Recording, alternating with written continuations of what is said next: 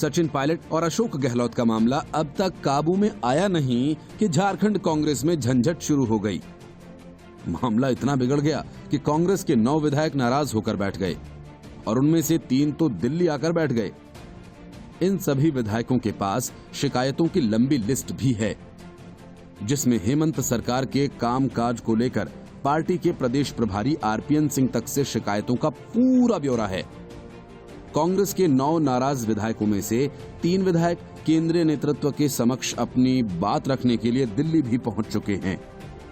कांग्रेस के नाराज 9 विधायकों में अभी 3 विधायक इरफान अंसारी, उमाशंकर अकेला और राजेश कश्यप ही मुखर नजर आ रहे हैं।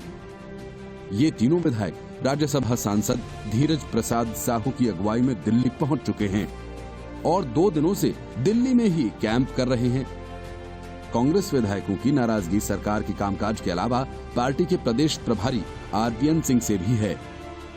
इन विधायकों का कहना है कि कांग्रेस प्रभारी ही सरकार और मंत्रियों पर दबाव बनाने की उनकी हर कोशिश को विफल कर रहे हैं।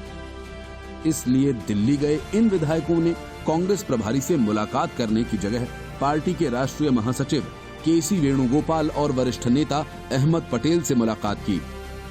इन नेताओं की कोशिश है कि सोनिया गांधी और राहुल गांधी से भी मिलकर अपनी बात रखें।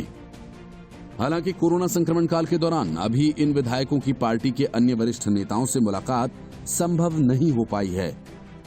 कांग्रेस के सूत्र बताते हैं, पार्टी के कुछ विधायकों ने अपनी नाराजगी से पहले ही सरकार को अवगत कराया।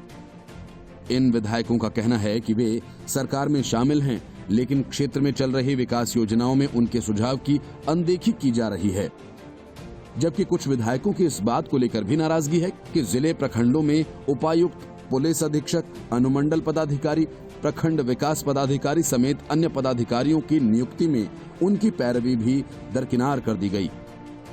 ऐसे विधायकों की कांग्रेस कोटे से सरकार में शामिल 4 मंत्रियों डॉक्टर रामेश्वर उरांव, आलमगीर आलम, बन्ना गुप्ता और बादल से भी खासी नाराजगी है।